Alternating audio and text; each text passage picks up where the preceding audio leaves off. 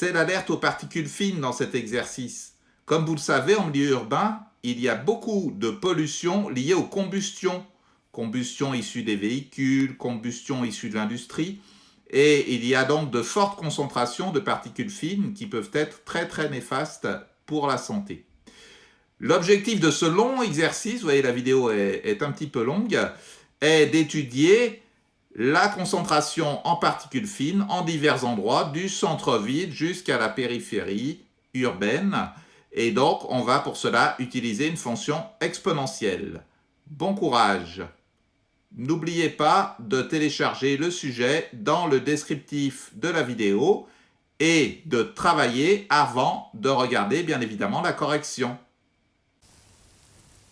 Dans un premier temps, nous allons lire l'énoncé et essayer de repérer les principaux éléments chiffrés notamment qui vont être utiles à la bonne résolution de l'exercice.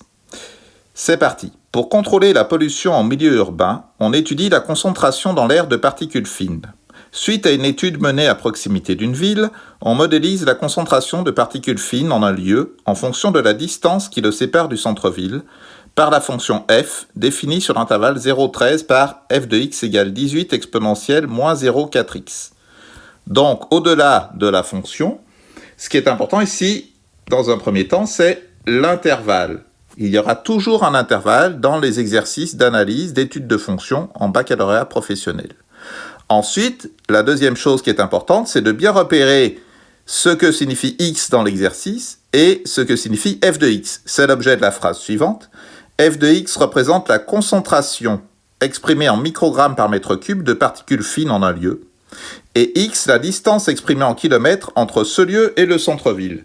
Donc on va noter sur le sujet ou au brouillon, je vous conseille de toujours noter comme ça, que représente f de x. Donc f de x, c'est la concentration en particules fines, concentration en particules fines, en microgrammes par mètre cube, d'accord?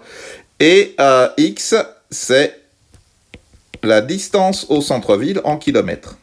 Distance au centre-ville en kilomètres. Bien souvent, vous allez avoir des questions, on va vous demander la distance, on va demander la concentration en particules fines, et donc il va falloir jongler entre x et f de x. Le fait de bien noter ça sur votre sujet ou au brouillon, ça permettra de ne pas vous mélanger les pinceaux par la suite, et aussi de bien intégrer le sujet. Voilà pour l'énoncé. Première question. On nous demande de déterminer la concentration en particules fines présentes dans l'air à 4 km du centre-ville, en arrondissant le résultat à 10-1, c'est-à-dire à une décimale. On regarde bien la question, on est à 4 km du centre-ville, donc on a vu que la distance au centre-ville, c'est x, on l'a écrit juste au-dessus. Donc ça veut dire qu'à 4 km du centre-ville, à 4 km du centre-ville, x égale 4. X égale 4. On va donc chercher l'image de 4 par la fonction f. Autrement dit, on va remplacer x par 4 dans la fonction f. On calcule donc f de 4. Je remplace x par 4. 18 exponentielle de moins 0,4 fois 4. Ça fait 18 exponentielle de moins 1,6. Je prends la calculatrice pour trouver la réponse et on se retrouve juste après. Nous allons aller dans le menu exécution matrice, c'est le premier menu sur Casio. Nous validons par exécuter. Ensuite, il suffit de taper le calcul recherché, donc 18 exponentielle, vous voyez exponentielle est ici en petit au-dessus de la touche ln. Donc pour afficher l'exponentielle, il faut faire Shift ln. Rappelez-vous bien, Shift ln. Si vous êtes sur 25+, vous avez à ce moment-là exp d'exponentielle qui s'affiche sur l'écran.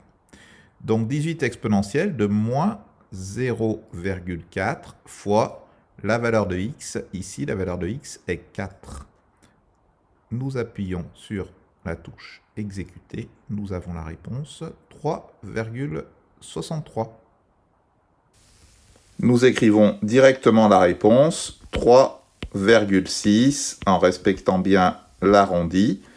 Et on conclut par une phrase, à 4 km du centre-ville, n'oubliez pas les phrases pour répondre aux questions du centre-ville, la concentration de particules fines,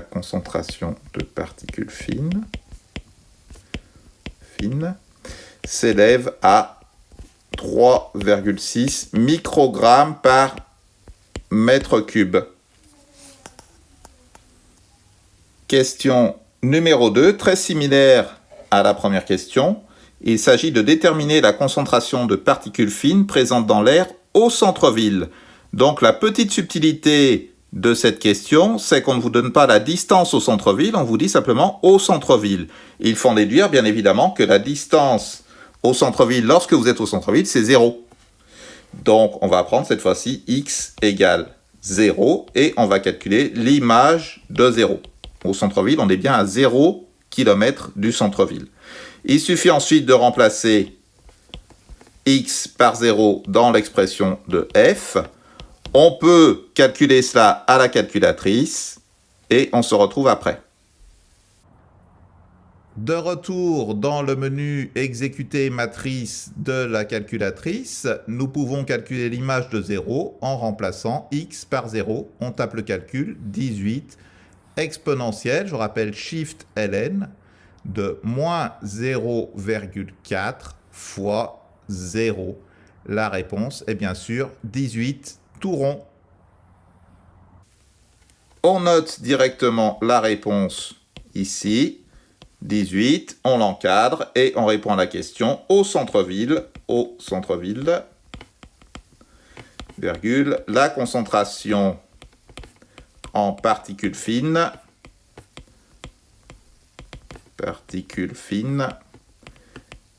s'élève à 18 microgrammes par mètre cube. N'oubliez pas l'unité.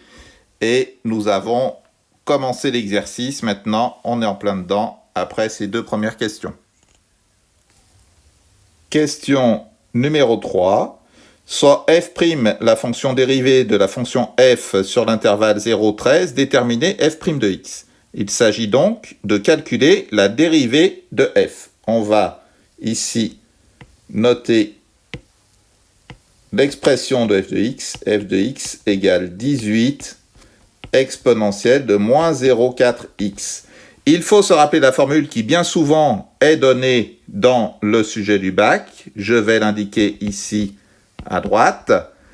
Donc pour dériver exponentielle de ax, a étant bien sûr un nombre, il faut le placer devant, facteur de x, a, devant l'exponentielle, exponentielle de ax. C'est assez simple, hein. Vous prenez le facteur de x et vous le positionnez devant l'exponentielle. Vous n'oubliez pas bien sûr de le remettre à l'intérieur. Ce qui fait que exponentielle de moins 0,4x, si on souhaite le dériver, vous voyez que ici, a égale moins 0,4, donc je le place devant l'exponentielle, moins 0,4 exponentielle de moins 0,4x. Vous voyez, j'ai pris le a, moins 0,4, et je l'ai positionné devant l'exponentielle. Ensuite, je peux calculer directement la dérivée. Le 18, je le conserve. Pourquoi? Parce qu'il est facteur d'une exponentielle qui contient la variable. Donc, je vous rappelle que quand un nombre est isolé, sa dérivée est nulle. Mais lorsqu'un nombre est multiplié par la variable, ou une exponentielle, ou un logarithme qui contient la variable, il faut le conserver. Donc, 18 fois la dérivée que j'ai calculée juste à côté. Fois moins 0,4, on n'oublie pas les parenthèses, évitez de mettre des signes plus, moins, fois, divisé, côte à côte.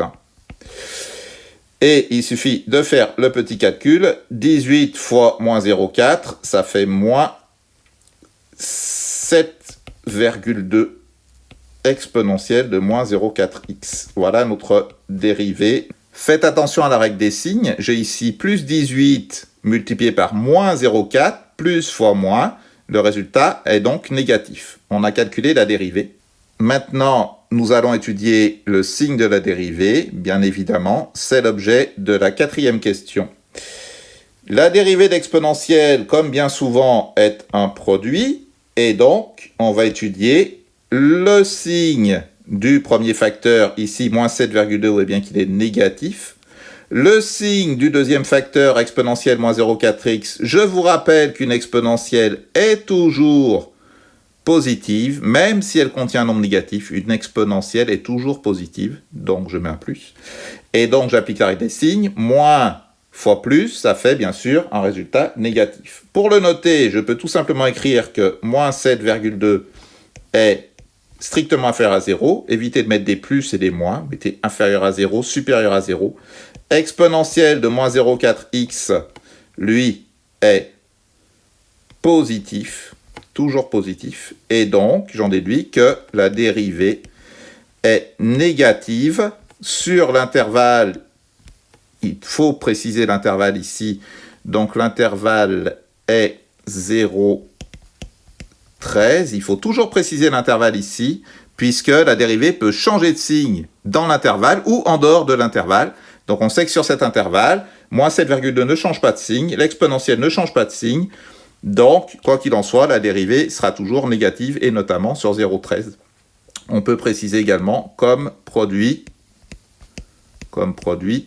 d'un facteur négatif. Le facteur négatif, c'est moins 7,2. Et d'un facteur positif, qui est l'exponentielle. Cette petite phrase, vous pouvez la prendre par cœur pour la remettre dans votre copie, mais vous pouvez vous en dispenser. Si vous arrêtez à l'intervalle, ça suffit bien. Voilà. Pour le signe de la dérivée, qui va nous donner les variations de f. C'est l'objet de la 5e question. On nous demande de déduire, question 5, de la question précédente, le sens de variation de la fonction f sur l'intervalle 0,13. On a vu, question précédente, que la dérivée est négative. Je vous rappelle que lorsque la dérivée d'une fonction est négative, cela signifie, sur l'intervalle considéré, que la fonction est décroissante. On peut faire 2 réponses à cette question. La première, c'est de faire un tableau de variation complet, ce qui va prendre un peu de temps. On peut se tromper facilement. Profitons-en. Dans cet exercice, on n'a pas de tableau de variation imposé, donc on va simplement faire une phrase. On demande juste le sens de variation. Donc on peut écrire f' de x est négative sur 0,13. Donc, la fonction f est décroissante sur cet intervalle. Et voilà. Et vous êtes paré sans pour autant avoir passé 5 minutes, 10 minutes à faire un tableau de variation avec des signes, avec des flèches, avec des images, etc., etc.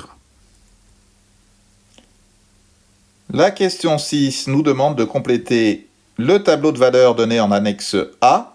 N'oubliez pas de rendre les annexes le jour du bac, en arrondissant les résultats à 10-1 près, c'est-à-dire à une décimale. Pour cela, nous allons utiliser la calculatrice. Pour obtenir le tableau de valeurs de la fonction, nous nous déplaçons dans le menu table de la calculatrice. On y accède avec la touche exécuter. Et nous allons saisir l'expression algébrique de la fonction f de x dans la fonction y1. Si vous avez d'autres fonctions, je vous conseille de les effacer de façon à n'avoir que les fonctions intéressantes pour l'exercice. Donc je saisis 18 exponentielle shift ln de moins 0,4 x. Je vous rappelle, pour faire x, faites attention, vous utilisez bien la touche qui est sous la touche alpha, vous voyez, x θ t, moins 0,4x, je valide avec exécuter. Ensuite, je peux paramétrer mon tableau de valeurs, vous voyez, grâce au menu Setup, touche F5, ou aller directement consulter les résultats avec la touche F6 table. Nous allons paramétrer, grâce à la touche Setup, le tableau de valeurs. J'appuie sur F5. Les valeurs de x commencent start à 0, exécuter, et elles se terminent end à 13, exécuter. Step signifie le pas, c'est-à-dire la différence entre deux valeurs successives de x. Ici, on va laisser 1, puisque les valeurs qui nous sont demandées sont 0, 1, 2, 3, 4, 5. Si le pas step était de 0,5, par exemple, nous aurions les valeurs 0, 0,5, 1, 1,5, 2, etc., etc. On ressort avec la touche exit et on va enfin aller sur table, touche de fonction F6. On peut directement, vous voyez, recopier les valeurs qui sont fournies par la calculatrice en les arrondissant au dixième, à une décimale. Si jamais une valeur n'apparaît pas, par exemple si je veux l'image de 13 ici en haut, il suffit de taper 13 dans la colonne des X, exécuter, et son image apparaît à droite. Il suffit de recopier les valeurs qui nous sont indiquées par la calculatrice, ce qui nous permettra également de vérifier les valeurs qu'on a trouvées dans les questions 1 et 2.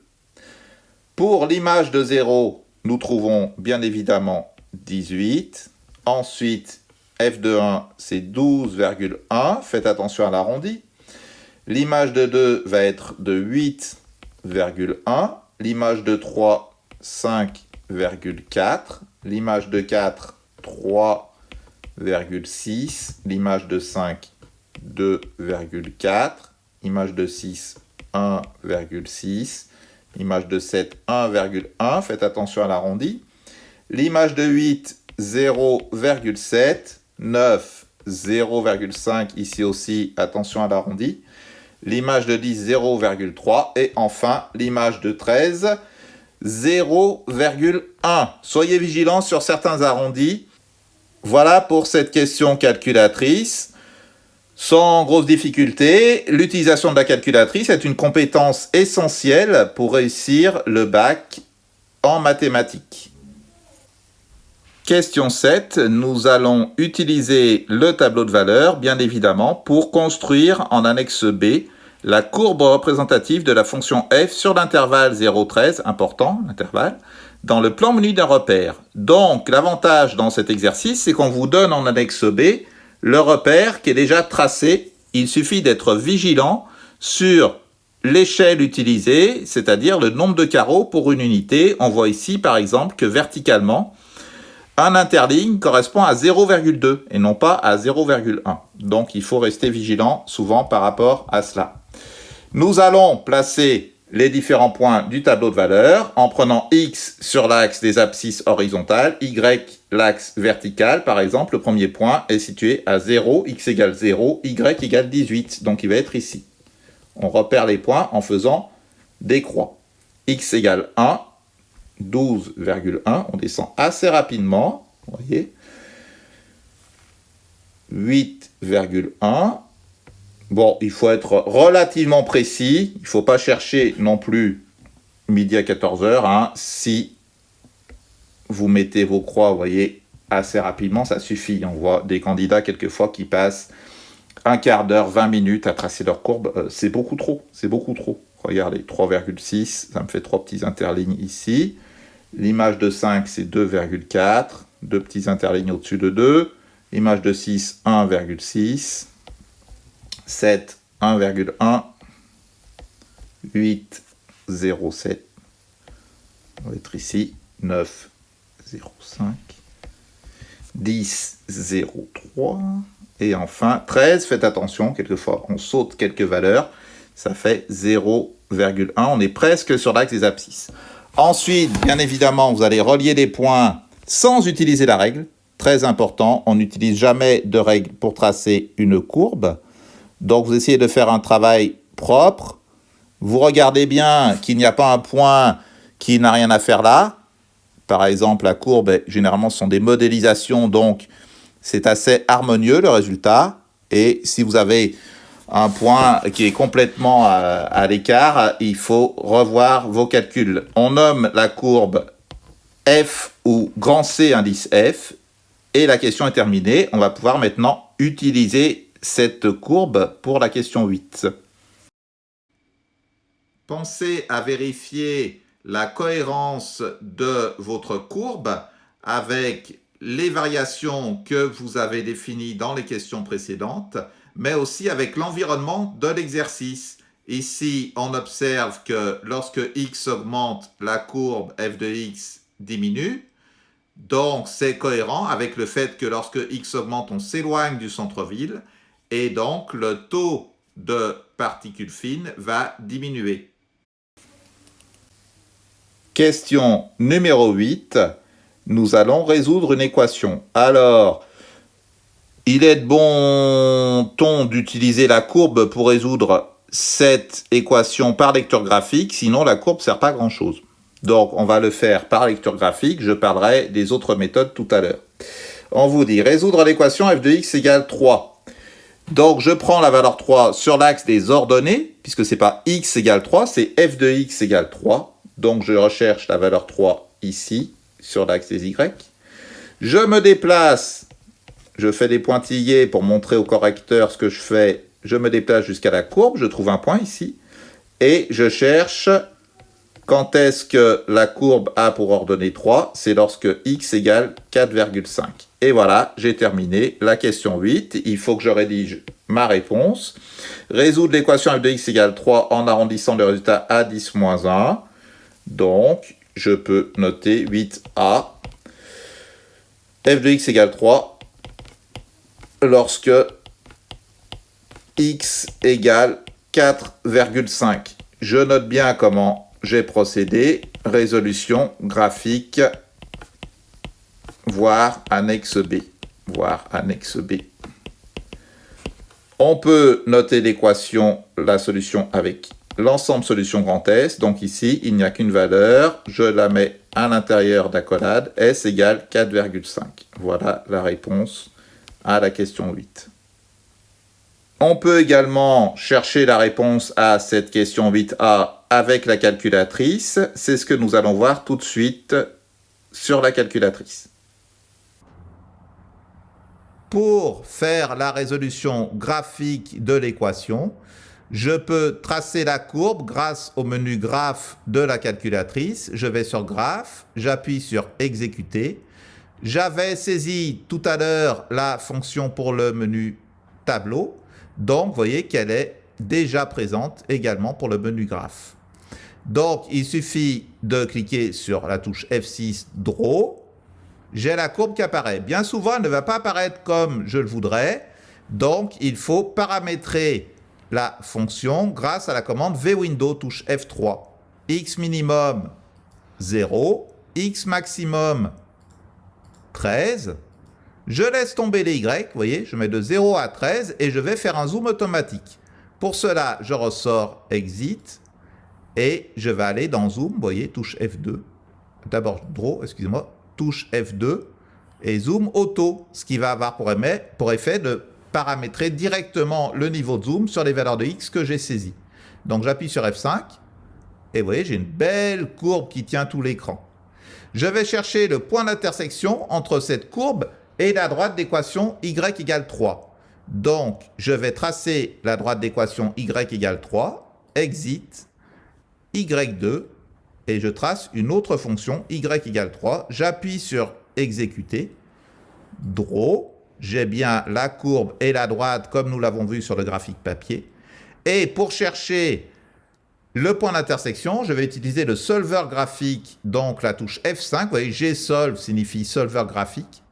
Donc, il permet de trouver tout un tas d'éléments graphiques, le maximum, le minimum, les racines d'une fonction. Donc, j'appuie sur F5 et je vais aller dans intersection ISCT sur certains modèles Casio, touche F5. Donc, intersection, c'est F5, F5.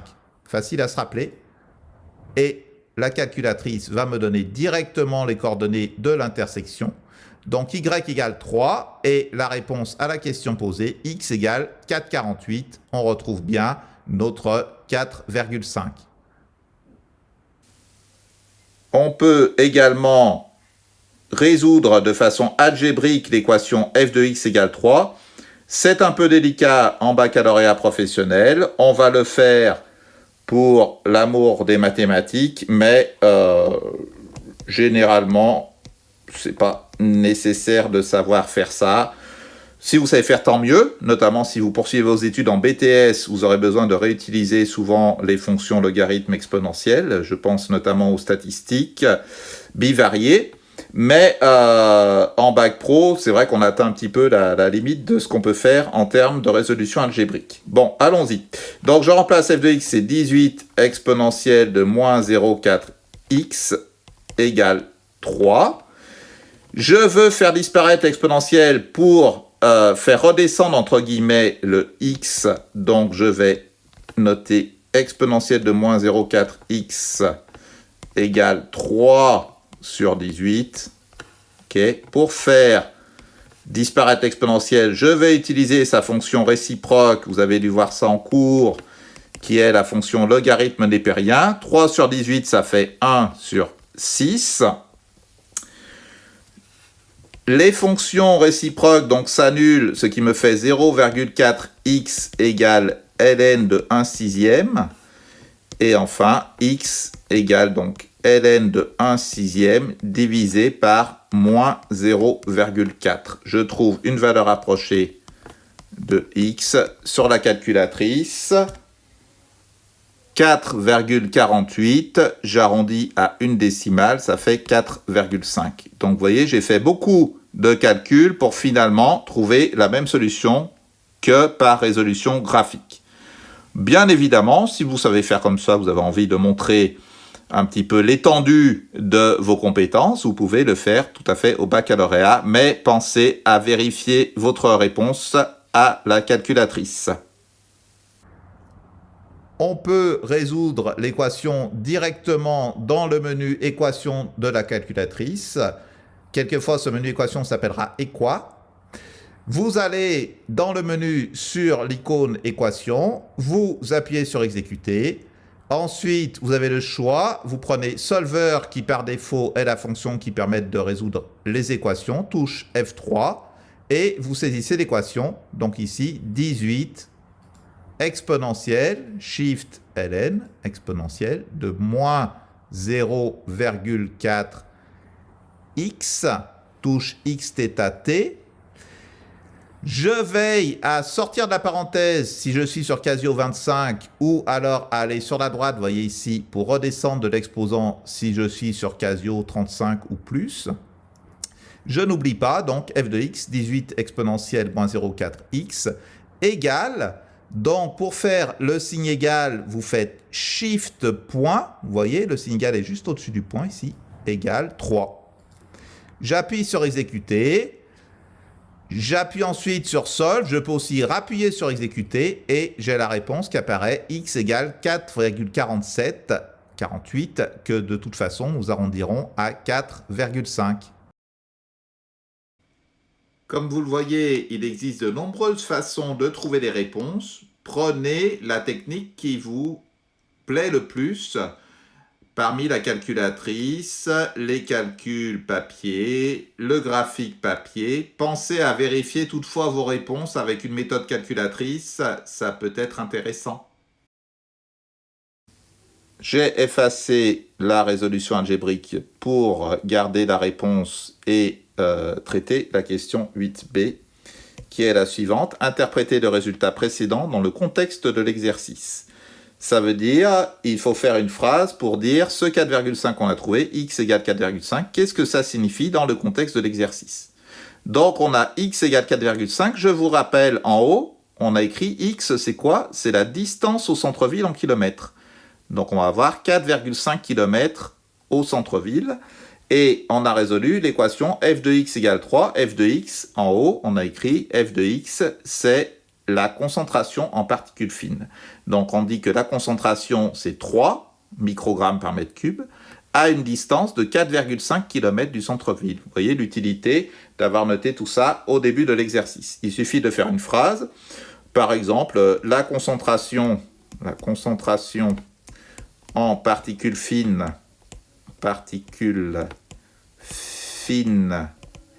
est de 3 microgrammes par mètre cube à 4,5 km du centre-ville. Question assez simple, hein, lorsqu'on a bien compris l'exercice et la signification des différentes variables de l'exercice. Voilà, l'exercice est terminé. Cette vidéo était assez longue, donc si vous êtes parvenu à la regarder jusqu'au bout, vous avez bien travaillé. Donc vous pouvez maintenant partir dehors, respirer de l'air, espérons-le sans trop de particules fines, et on se retrouve dans une prochaine vidéo. Ciao!